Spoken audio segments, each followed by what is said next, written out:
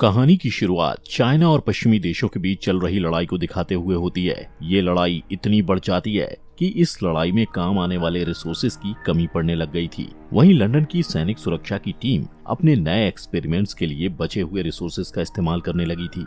इन resources का इस्तेमाल करके मिलिट्री की टीम एक ऐसा आर्टिफिशियल ब्रेन बनाना चाहती थी जो मरे हुए सोल्जर्स को ठीक करके दोबारा जिंदा कर सकता था, और इस तरह ये लोग उन सैनिकों को एक नई जिंदगी देकर ऐसे मशीनी सोल्जर्स बना रहे थे जो उनके सारे ऑर्डर्स को बिना कोई सवाल किए माने, ताकि लड़ाई में उन मशीनी सोल्जर्स का इस्तेमाल करके दुश्मन का खात्मा किया जा सके। अब लंदन के इसी मिलिट्री बेस में डॉक्टर विंसेंट नाम का एक साइंटिस्ट था जो इस आर्टिफिशियल ब्रेन को सोल्जर्स में इम्प्लांट करता था। सबसे पहले डॉक्टर विंसेंट पॉल नाम के एक सोल्जर पर अपने बनाए हुए आर्टिफिशियल ब्रेन को इम्प्लांट करता है, जिससे पॉल जिंदा हो जाता है। असल में पॉल एक लड़ाई में 2 साल पहले मारा गया था। डॉक्टर विंसेंट देखना चाहता था कि इस आर्टिफिशियल ब्रेन इम्प्लांट के जरिए पॉल कैसे काम करता है, इसलिए वो पॉल का एक टेस्ट लेता है, लेकिन इसका रिजल्ट वैसा नहीं होता जैसा विंसेंट ने सोचा था, और इस वजह से वो थोड़ा परेशान हो जाता है। अब इस खराब रिजल्ट की वजह से विंसेंट और उसकी टीम के एक मेंबर के बीच बहस हो जाती है, क्योंकि उनका कहना था कि पॉल को खत्म कर देना चाहिए, जबकि विंसेंट उसे जिंदा रखना चाहता था। इसी दौरान पॉल एक पेन उठाता है और अचानक से विंसेंट को गले लगा लेता है। उसकी इस हरकत से विंसेंट काफी हैरान हो जाता है और उसे बैठने के लिए कहता है, लेकिन पॉल उसकी बात नहीं मानता और उसके सीने में पेन घोंप देता है, जिससे विंसेंट एक कंप्यूटर स्क्रीन के ऊपर गिर जाता है और पूरे स्क्रीन पर उसका खून बहने लगता है। अब क्योंकि पॉल एक खतरा बन गया था, इसलिए विंसेंट पॉल के सिस्टम को बंद करने के लिए कंप्यूटर पर कमांड डालने लगता है, लेकिन इससे पहले कि वो उसे बंद कर पाता, विंसेंट देखता है कि पॉल और भी ज्यादा गुस्से में है और वो बेरहमी से उसके टीम के लोगों को मार रहा है। इसके बाद पॉल एक बंदूक उठाकर विंसेंट की तरफ पॉइंट कर देता है, लेकिन जल्द ही उसे अपनी गलती का एहसास हो जाता है और वो तुरंत ही बंदूक नीचे करके विंसेंट से माफी मांगता है। तभी वहाँ लैब की सिक्योरिटी टीम आ जाती है और पॉल के सर पर गोली मार देती है। इसके बाद विंसेंट का इलाज किया जाता है। इलाज के कुछ देर बाद विंसेंट को एक डरावना सपना आता है और वो उठ जाता है। होश में आने के बाद वो तैयार होकर एक जगह जाता है जहाँ वो अपने रिसर्च टीम में नए लोगों को शामिल करने के लिए उनका इंटरव्यू लेता है। इंटरव्यू में उसके सामने कई एआई मशीन्स पेश की जाती हैं और विंसेंट उनसे सवाल पूछता है, लेकिन उसे किसी का भी जवाब पसंद नहीं आता, इसलिए गुस्सा होकर वहाँ से चला जाता है। जब वो घर जा रहा होता है तब रास्ते में उसे पॉल की माँ मिलती है, जो हमेशा मिलिट्री बेस के पास ही सड़क पर खड़े रहकर अपने बेटे का इंतजार करती रहती थी। अब सीन शिफ्ट होता है और विंसेंट को अपने घर पर अपनी बेटी मैरी की देखभाल करते हुए दिखाया जाता है। मैरी को रेट सिंड्रोम नाम की एक बीमारी होती है, जिसकी वजह से उसके घुटने काम नहीं करते, वो बोल नहीं पाती है और उसके हाथ भी हिलते रहते हैं। इसके बाद फिर से इंटरव्यू का सीन दिखाया जाता है, जहाँ एवा नाम की एक लड़की आती है जो स्टैनफोर्ड की एक साइंटिस्ट थी। एवा विंसेंट के सामने अपना नया आविष्कार पेश करती है। वो अपने एआई मशीन के बारे में बताते हुए कहती है कि ये डेटा प्रोसेस पर काम नहीं करता, बल्कि रोजाना मिलने वाले इंफॉर्मेशन और उससे होने वाले एक्सपीरियंस पर काम करता है। विंसेंट उसकी बात पर गौर करता है और पूछता है कि एआई मशीन को एक्सपीरियंस कहाँ से मिलता है। एवा बताती है कि आर्टिफिशियल इंटेलिजेंस के साथ रोज बातें करती है और उन्हीं बातों से उसे एक्सपीरियंस मिलता है। इसके बाद विंसेंट उस एआई का टेस्ट लेता है और उसके नाम के साथ साथ उससे और भी कई सारे सवाल पूछता है। उसके जवाब से विंसेंट काफी इम्प्रेस होता है और टेस्ट के बाद एवा के इस आविष्कार के लिए उसकी तारीफ करता है और कहता है कि उसने बहुत अच्छी प्रोग्रामिंग तैयार की है, लेकिन एवा कहती है कि ये प्रोग्राम नहीं बल्कि मशीन है जो सारे सवाल के जवाब खुद ही देती है। इसके बाद विंसेंट सबके लिए 10 मिनट का ब्रेक अनाउंस कर देता है। एवा को लगता है कि उसे टीम में शामिल नहीं किया जाएगा, इसलिए वो उदास हो जाती है और अपना सामान लेकर जाने लगती है, लेकिन विंसेंट उसे रोकता है और उसे उसके एआई के बारे में पूरी जानकारी देने के लिए कहता है। एवा भी अपनी समझदारी दिखाती है और कहती है कि अगर वो उसे अपनी टीम में शामिल करेगा तभी वो उसे सारी बात बताएगी। विंसेंट कहता है कि एवा को उसकी निगरानी में काम करना चाहिए, क्योंकि उसके पास क्वांटम कंप्यूटर और बहुत सारे फंड और बहुत अच्छी रोबोटिक टीम है। एवा को विंसेंट पर शक होने लगता है, इसलिए वो पूछती है कि उसका असली मकसद क्या है। विंसेंट कहता है कि सैनिक सुरक्षा विभाग ने उसके कई प्रोजेक्ट में उसका साथ दिया है और उसे लगता है कि एवा के इंटेलिजेंस का इस्तेमाल करके वो रिसर्च को आगे बढ़ा सकता है। एवा विंसेंट की बात मानने से इनकार कर देती है और कहती है कि वो नहीं चाहती कि उसकी इस मशीन का इस्तेमाल सरकार के लिए हथियार बनाने में किया जाए, लेकिन विंसेंट कहता है कि वो हथियार नहीं बल्कि इंटेलिजेंट मशीन बनाने का काम करता है। इसके बाद बाद विंसेंट वहाँ से चला जाता है। सीन शिफ्ट होता है और एवा को ड्राइव करते हुए दिखाया जाता है, जो जॉब के लिए मिलिट्री बेस में जा रही थी। लेकिन रास्ते में ही उसे पॉल की माँ मिलती है, जो उसके कार का दरवाजा खोल के कहती है कि उसका बेटा मिलिट्री वालों के पास है। उसकी इस हरकत से एवा डर जाती है और कहती है कि उसे इस बारे में कुछ मालूम नहीं। जब पॉल की माँ अजीब सा बर्ताव करने लगती है तो कुछ पुलिस वाले आकर उसे जबरदस्ती कार से निकालते हैं। एवा को पॉल की माँ के साथ उनका ये बर्ताव अच्छा नहीं लगता, इसलिए वो भी कार से बाहर आती है और उन्हें रोकने की कोशिश करती है। एवा के ऐसे बर्ताव के लिए एक पुलिस ऑफिसर उसे तुरंत अरेस्ट कर लेता है। इसके बाद विंसेंट पुलिस स्टेशन आकर एवा की बेल कराता है। वो उसका मजाक उड़ाते हुए कहता है कि वो अपने काम के पहले दिन ही अरेस्ट हो गई। एवा बताती है कि कैसे पॉल की माँ के साथ बुरा बर्ताव किया जा रहा था, लेकिन विंसेंट कहता है कि उसे पॉल की माँ से हमदर्दी जताने की जरूरत नहीं है, क्योंकि उसकी दिमागी हालत ठीक नहीं है। उसका बेटा एक लड़ाई में 2 साल पहले मर चुका है और वो अभी तक इस सदमे से बाहर नहीं आ पाई है, और विंसेंट को इस बात का अफसोस भी है। इसके बाद विंसेंट एवा को मिलिट्री बेस की आसपास की जगह दिखाता है। वो लोग बातचीत कर रहे होते हैं, लेकिन उन्हें ये पता नहीं होता कि एक मशीनी सोल्जर उन पर नजर रख रही है और वो अपनी मशीनी भाषा में दूसरे सोल्जर से भी बात करती है, जिसके बाद मिलिट्री बेस की सिक्योरिटी बढ़ा दी जाती है। इस बीच विंसेंट और एवा एक लिफ्ट में जाते हैं जो जमीन के अंदर थी। जब वो लोग नीचे जा रहे होते हैं तब एवा को 2 सोल्जर्स के सर पर एक जैसा निशान दिखाई देता है। वो विंसेंट से पूछती है कि ये निशान कैसे हैं। विंसेंट बताता है कि जिनके सिर पर ये निशान दिख रहे हैं उन सोल्जर्स के दिमाग ने काम करना बंद कर दिया था। उनमें आर्टिफिशियल ब्रेन इम्प्लांट किया गया है, जिससे उनकी देखने की ताकत और पुरानी यादें वापस आ गई हैं और इससे उनकी जिंदगी और भी बेहतर हुई है। लेकिन ब्रेन इम्प्लांट के कारण इनकी बोलने की शक्ति चली गई थी, जिसकी वजह विंसेंट को भी नहीं मालूम थी। लेकिन वो कहता है कि इन सोल्जर्स ने अपनी खुद की मशीनी भाषा तैयार कर ली है, जिसके जरिए वो एक दूसरे से बात कर सकते हैं और उसके बारे में किसी को पता भी नहीं चलता है। इसके बाद वो दोनों लैब में जाते हैं जहां विंसेंट का क्वांटम कंप्यूटर था और उसे देखने के लिए एवा बहुत एक्साइटेड थी। वहां सैनिक सुरक्षा का हेड थॉमस होता है, जो एवा को गौर से देखता है। कुछ देर बाद वो एवा से मिलता है और टीम में उसका स्वागत करता है। तभी एक फीमेल मशीनी सोल्जर वहां आ जाती है, जिसका नाम सूरी था, और ये वही सोल्जर थी जो विंसेंट और एवा पर नजर रख रही थी। इस बीच थॉमस एवा की फाइल देखता है, जिसमें लिखा था कि बचपन में एवा ने एक पुलिस ऑफिसर के साथ कुछ बुरा बर्ताव किया था। थॉमस इस बारे में एवा से पूछता है और एवा कुछ कहने ही वाली होती है कि विंसेंट उसकी बात काटते हुए थॉमस से कहता है कि एवा को यहाँ पॉलिटिक्स के नहीं बल्कि रिसर्च के लिए लाया गया है। इसके बाद थॉमस भी उसकी बात से एग्री करता है और बात को बदलते हुए कहता है कि वो उन्हें कुछ दिखाना चाहता है। अब यहाँ थॉमस उन दोनों को एक कमरे में लेके जाता है, जहाँ हमें जेम्स नाम का एक हैंडीकैप आदमी दिखाया जाता है। उसके दोनों हाथ नहीं थे और यहाँ उस पर आर्टिफिशियल हैंड इम्प्लांट करने की तैयारी हो रही थी।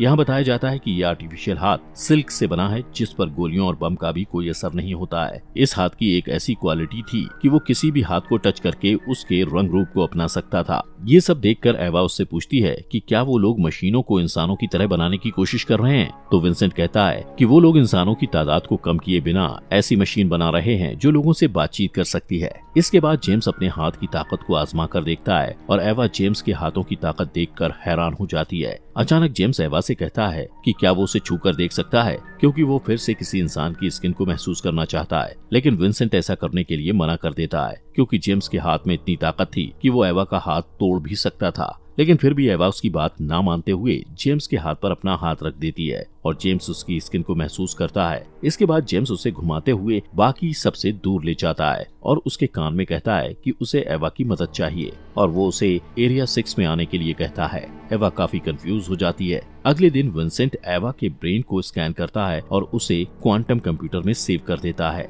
विंसेंट एवा से कई तरह के सवाल करता है ताकि वो उसके ब्रेन का डेटा ले सके। उसके सवाल धीरे धीरे पर्सनल होते जाते हैं। एवा उसे अपने पिता के साथ बिताए समय के बारे में बताती है। विंसेंट भी उसे बताता है कि वो बिल्कुल उसकी बेटी की तरह है, क्योंकि उसकी बेटी को भी कंप्यूटर पसंद है। तभी एवा बात को घुमाकर उसे एरिया 6 के बारे में पूछती है।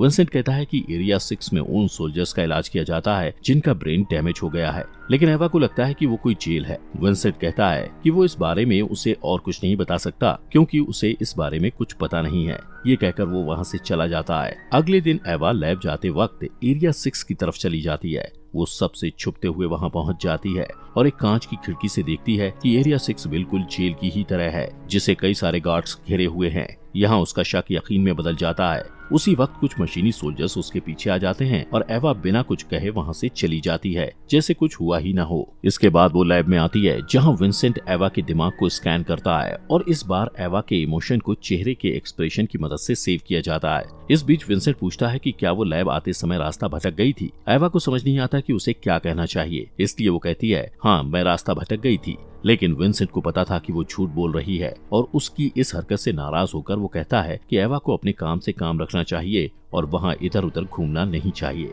दूसरी तरफ सूरी थॉम्पसन को एक सीसीटीवी फुटेज दिखाती है और बताती है कि एवा ने एरिया 6 के बारे में जानने के लिए कंप्यूटर को हैक किया था। अगले दिन विंसेंट और एवा साथ मिलकर एक मशीन पर काम कर रहे होते हैं। ये मशीन सीधे एवा के दिमाग से जुड़ी हुई थी। इस बीच विंसेंट अपने बर्ताव के लिए एवा से माफी मांगता है। एवा कुछ नहीं कहती और तभी मशीन विंसेंट को बताती है कि एवा अभी भी उससे नाराज है। सीन शिफ्ट होता है और विंसेंट और एवा कार में होते हैं। एवा उससे पूछती है कि अगर उसे मिलिट्री वालों से नफरत है तो वो वहाँ इतने समय से काम क्यों कर रहा है। विंसेंट कहता है कि वो ब्रेन इम्प्लांट के एक्सपेरिमेंट को डेवलप करना चाहता है ताकि वो अपनी बेटी का इलाज कर सके और इसके लिए उसका वहाँ काम करना जरूरी है। उसी वक्त उनके रास्ते में पॉल की माँ फिर से आ जाती है जो सड़क के बीच बैठकर रो रही थी। एवा विंसेंट से कहती है कि उन्हें पॉल की माँ को शहर तक जाने के लिए लिफ्ट देनी चाहिए। विंसेंट उसकी बात मान लेता है और एवा पॉल की माँ के पास जाती है, लेकिन उसे पता चलता है कि वो पॉल की माँ नहीं बल्कि चाइना का एक आदमी है जो पॉल की माँ के भेष में है। वो आदमी तुरंत एवा के पेट में चाकू घोंप देता है। इस बीच थॉम्पसन सारी वारदात को कंप्यूटर पर देख रहा होता है। वो देखता है कि एवा तड़प रही है क्योंकि उस आदमी ने उसके सीने पर वार कर दिया था और वो एवा को मरने के लिए छोड़ देता है। अगले दिन थॉम्पसन विंसेंट के पास आता है और कहता है कि चाइना के लोग उनके रोबोटिक प्रोग्राम को हड़पना चाहते हैं और इसीलिए उन्होंने एवा की जान ली है। विंसेंट कहता है कि ऐसा नहीं है क्योंकि अगर ऐसा होता तो वो लोग उसे भी जिंदा नहीं छोड़ते। थॉम्पसन कहता है कि उसकी किस्मत अच्छी थी इसलिए वो बच गया। विंसेंट एवा की मौत से काफी दुखी था, इसलिए वो फैसला करता है कि वो एवा के स्कैन किए गए चेहरे और दिमाग का इस्तेमाल करके उसकी बनाई हुई एआई मशीन को उसके जैसा ही बना देगा। वो इस पर काम करना शुरू कर देता है और प्रोसेस पूरा होने के बाद विंसेंट मशीन की रस्सियों को खोलने वाला होता है कि तभी वो मशीन उसका हाथ पकड़ लेती है और उससे सूंघकर उसकी तारीफ करती है। विंसेंट को समझ नहीं आता कि उसे क्या कहना चाहिए, इसलिए वो उसे शुक्रिया कहता है। मशीन कहती है कि अगर उसके अंदर इमोशंस नहीं होते तो विंसेंट का हाथ अब तक टूट चुका होता। इसके बाद मशीन का टेस्ट शुरू होता है और विंसेंट उससे सवाल पूछता है। विंसेंट जब मशीन से उसकी पहली याद के बारे में पूछता है तो मशीन उसे अपनी माँ की यादों के बारे में बताती है।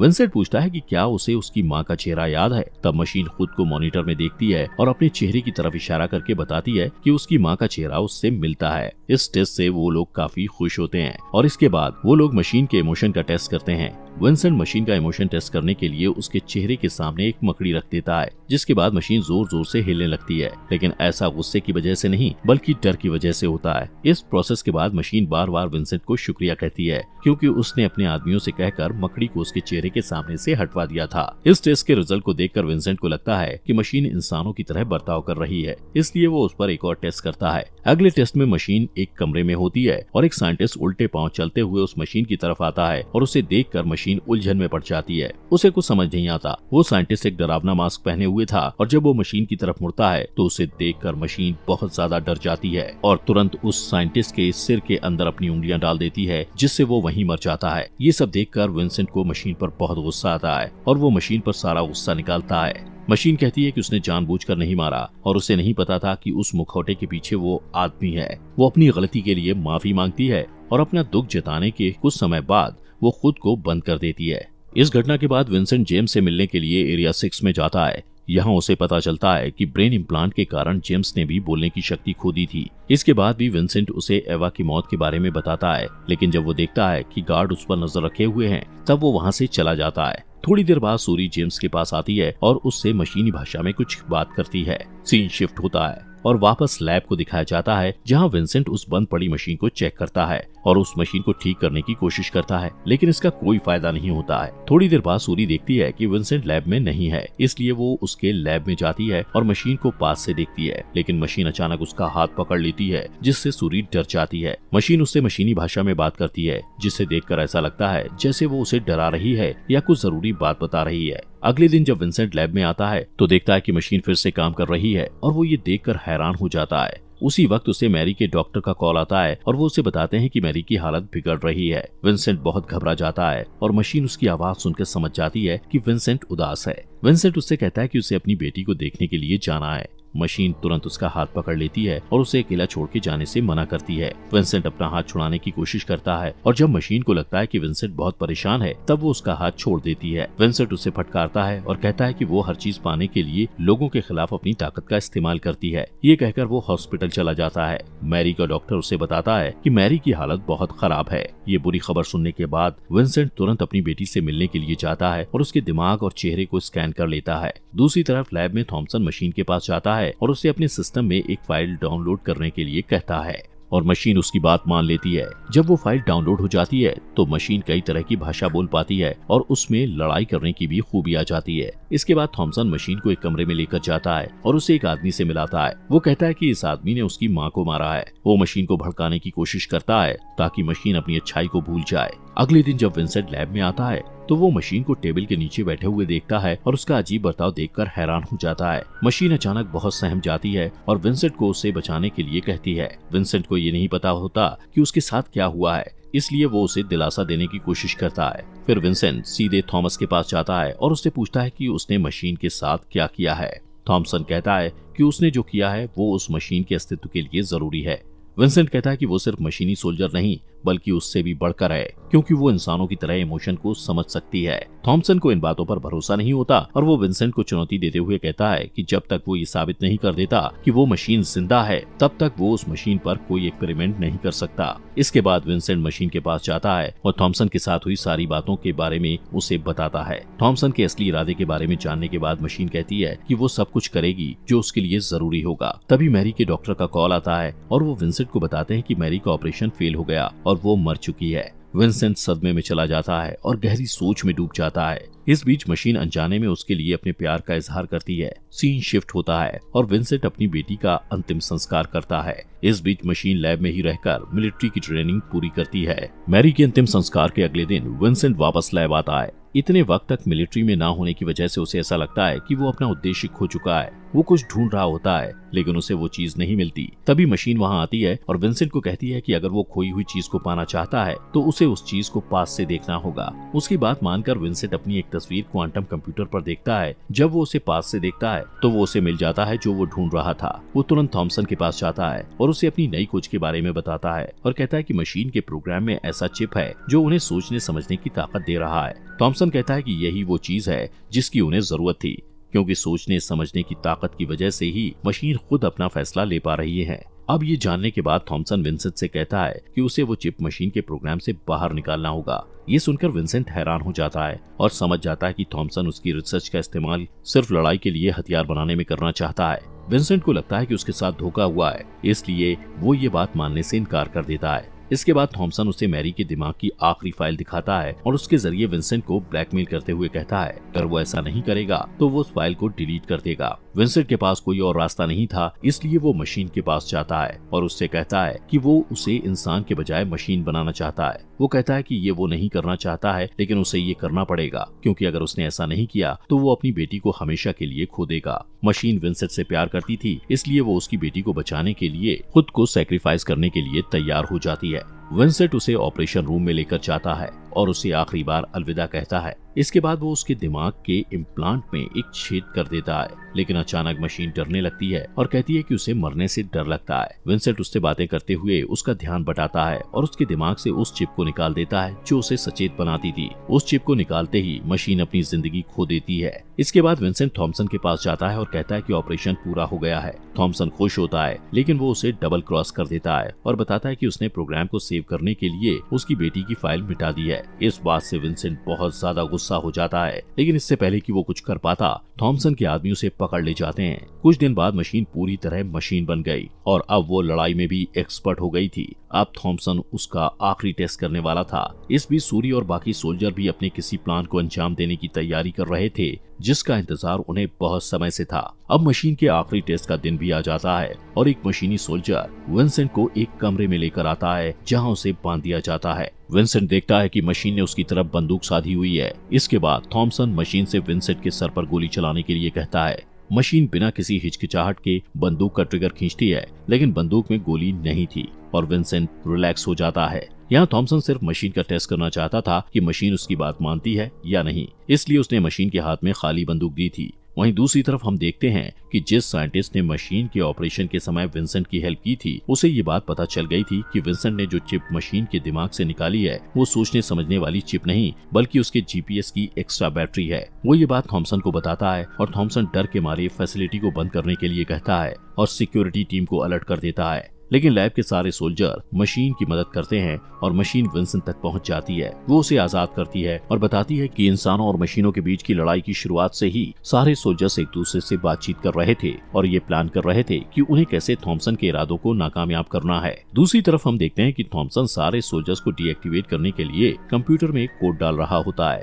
पर क्योंकि सूरी ने पहले ही सिस्टम को हैक कर लिया था इसलिए थॉमसन को सिस्टम में खराबी दिखाई देती है। इस दौरान विंसेंट अपने लैब में जाता है जहां वो क्वांटम कंप्यूटर में कुछ कमांड डालता है। थॉमसन के आदमी भी वहां आ जाते हैं और उस पर हमला करने वाले होते हैं, लेकिन तभी वहां जेम्स आ जाता है और उन आदमियों को मारता है। विंसेंट देखता है कि जेम्स भी यहां से बच के निकलने में उनकी मदद कर रहा है। वहीं दूसरी तरफ सूरी की मदद से मशीन थॉमसन के ऑफिस में पहुंच जाती है जहां थॉमसन मैरी की फाइल को डिलीट करने की कोशिश करता है। मशीन कहती है कि वो ऐसा नहीं कर सकता है क्योंकि सूरी ने इसका पासवर्ड बदल दिया है। अब थॉमसन के पास यहाँ से बचने का कोई रास्ता नहीं था, इसलिए वो मशीन से अपनी जिंदगी की भीख मांगता है। पहले तो मशीन को उस पर दया आती है, लेकिन जब वो उसके चेहरे को छूती है तो उसे गुस्सा आ जाता है और वो अचानक थॉमसन की कनपटी में उंगली डाल देती है और वो वहीं मर जाता है। इसके बाद मशीन मैरी के दिमाग की फाइल को अपने सिस्टम में डाउनलोड करती है और विंसेंट के पास जाती है। वो विंसेंट को उस पर भरोसा करने के लिए कहती है। इसके बाद वो सब लोग मिलिट्री बेस से बाहर निकल जाते हैं और बाहर निकलने के बाद विंसेंट पॉल की माँ से मिलता है और उसे एक पेन ड्राइव देता है। वो उसे कहता है कि इसमें उसके बेटे के बारे में वो सारी जानकारी मौजूद है जो वो जानना चाहती है। सीन शिफ्ट होता है और हम देखते हैं कि विंसेंट मशीन और अपनी बेटी के साथ सूरज को डूबते हुए देख रहा है। दूसरी तरफ सारे मशीनी सोल्जर्स भी मिलिट्री बेस से निकलकर एक नई और आजाद दुनिया में कदम रखते हैं और इसी के साथ ये मूवी खत्म हो जाती है। दोस्तों, हमारे फॉक्स एक्सप्लेनर हिंदी चैनल को सब्सक्राइब करना मत भूलना।